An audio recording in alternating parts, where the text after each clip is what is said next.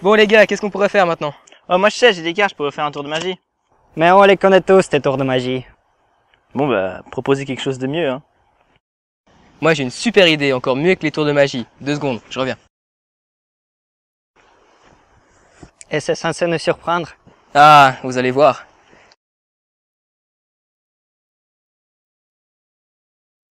Waouh! C'est vrai qu'il est génial ce phénomène. Tu serais d'accord de le refaire avec moi? Ouais, bien sûr, allons-y. On appelle communément ces réactions des réactions de glace instantanée, à cause de la création très rapide de cristaux, mais en fait on utilise que très rarement de l'eau pour le faire, bien que ce soit possible. Ah, donc les cristaux qu'on a vus avant, c'était pas de la glace? C'est ça. C'est ça. En fait, c'était les deux plus connus et les seuls à pouvoir vraiment réaliser l'expérience de manière stable, c'est le thiosulfate de sodium pentahydraté ou l'acétate de sodium trihydraté. Dans notre cas, on va faire avec l'acétate de sodium trihydraté. Ok. Donc, voilà tous les ingrédients nécessaires pour réaliser cette expérience. Alors, on a du bicarbonate de sodium, aussi appelé bicarbonate de soude, qu'on peut trouver dans toutes les pharmacies. On aura aussi soit de l'acide acétique sous sa forme pure, soit du vinaigre avec une bonne concentration d'acide acétique qu'on trouve dans les grands magasins au rayon nettoyage. On a aussi une grande casserole, des béchères, des éprouvettes, et puis quelques récipients. Voilà. Donc maintenant, il est temps de passer à la préparation. On va commencer par verser dans une grande casserole une bonne quantité de vinaigre. Puis, on ajoute petit à petit le bicarbonate de sodium. Lors du mélange, on voit du gaz s'échapper. C'est une réaction effervescente. On continue jusqu'à ce qu'il n'y ait plus de réaction. On fait ensuite chauffer le mélange. On attend plusieurs minutes, le temps que l'eau présente dans le vinaigre s'évapore. Dès qu'un petit film blanchâtre se forme à la surface, on sort immédiatement la casserole du feu et on verse le mélange dans un bécher. On récupère aussi un peu des cristaux qui sont collés sur la casserole. Et on ajoute un peu d'eau distillée afin de faire partir tout le solide et rendre le mélange homogène. Nous venons donc d'obtenir de l'acétate de sodium en solution, et donc de la glace instantanée. Alors, on a fini? Presque, il ne reste plus qu'à le faire refroidir très gentiment. Une très bonne méthode pour le faire consiste à le mettre dans un bain de glaçons, et ainsi le faire refroidir jusqu'à température ambiante. Après quelques minutes, le composé aura atteint une bonne température. Et à ce stade, la moindre perturbation peut initier la cristallisation. C'est ça, vas-y, à toi l'honneur. Waouh! C'est vraiment génial. Mais une fois qu'il a fini de se cristalliser, on en fait quoi? Bien, premièrement, on essaye d'enlever l'eau qui reste à l'intérieur afin de ne garder que les cristaux. Un des avantages de cette expérience, c'est qu'on peut le refaire quasi indéfiniment. Il suffit de le refaire fondre au micro-ondes par exemple, puis à nouveau le faire refroidir très gentiment et le tour est joué. Donc voilà, on a vu comment créer de la glace instantanée, mais il nous reste encore à comprendre ce qu'il se passe chimiquement. Tu veux bien m'aider à expliquer? Oui, bien sûr. Allons-y. Il est donc temps de s'intéresser à ce qu'il se passe chimiquement lors de notre expérience. Lorsqu'on mélange le bicarbonate de sodium avec le vinaigre de nettoyage, une réaction acide-basique se produit. L'acide acétique CH3COH, présent dans le vinaigre, entre en réaction avec le bicarbonate de sodium NaHCO3. On obtient alors de l'acétate de sodium CH3CONa et de l'acide carbonique H2CO3. Mais l'acide carbonique est instable et se transforme spontanément en eau et en gaz carbonique. C'est pour cela que le mélange est effervescent. Il s'agit du gaz carbonique qui s'échappe de la solution. Au final, on obtient donc un mélange d'acétate de sodium et d'eau, et nous mettons le mélange à chauffer pour ainsi faire s'évaporer l'eau. Mais lors de notre expérience, nous avions volontairement arrêté l'évaporation dès les premiers signes d'apparition d'acétate de sodium anhydre.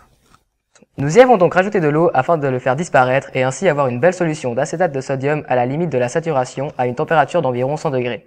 Et vous savez certainement que la solubilité de l'eau est plus élevée lorsqu'elle est chaude. De ce fait, en refroidissant, la solution contiendra plus d'acétate de sodium que ce qu'elle peut normalement dissoudre. On parle alors de sursaturation. Et le plus dingue avec la sursaturation, c'est qu'elle permet à la solution de passer en dessous de sa température de fusion de 58 degrés, sans se solidifier. Ce phénomène hors du commun reste inexpliqué et unique à quelques composés. Une fois que la solution s'est solidifiée, on obtient des cristaux d'AST. Cela signifie que 3 molécules d'eau ont pu se mettre dans la maille élémentaire de celui-ci. Il faut savoir qu'une fois que la solution atteint une température inférieure à sa température de fusion, tout en restant liquide, elle est très instable. On parle alors de la métastabilité, car une moindre amorce telle qu'une poussière ou une aspérité dans le verre pourrait initier spontanément la solidification. C'est pour cela qu'on utilise toujours du matériel neuf ou très propre lors de l'expérience. Cela vient du fait que chacune des molécules d'AST sont égales. Et pour se cristalliser, il faudra qu'une molécule fasse le premier pas, puis toutes les autres la suivront en réaction en chaîne. Mais voilà, aucune d'entre elles ne sont privilégiées à être la première.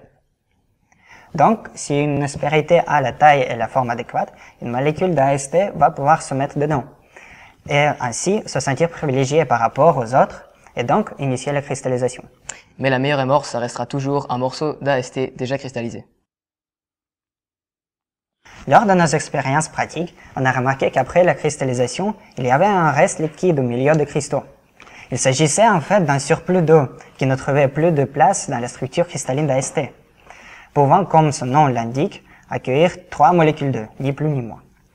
Ainsi, en évacuant l'eau du cristal, nous tentons tant bien que mal à nous rapprocher du maximum d'un cristal d'AST pur, qui a comme avantage d'avoir une température de fusion plus élevée que lorsqu'il est en solution. On peut voir sur ce tableau la température de fusion approximative en fonction du pourcentage d'eau dans la solution. Une autre différence, c'est qu'avec l'AST pur, on ne parle plus de sursaturation, mais de surfusion, lorsqu'il passe en dessous de sa température de fusion. La caractéristique la plus intéressante de l'AST est que lors du passage de l'état liquide en surfusion à celui de solide, sa température augmente de manière significative. C'est pour cela qu'on l'utilise dans les chaufferettes. Regardez.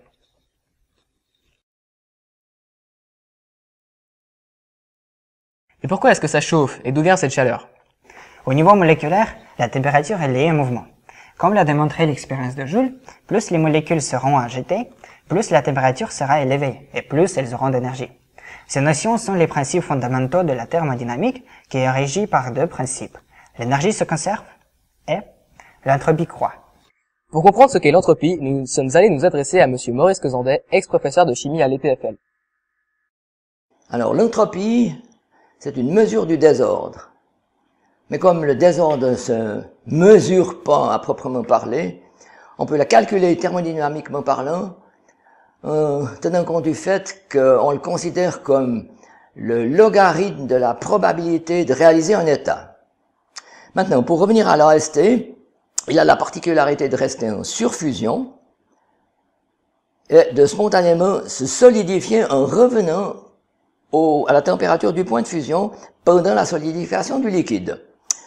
En considérant uniquement l'AST, son entropie décroît pendant le phénomène. Et simultanément, l'entropie de l'extérieur augmente.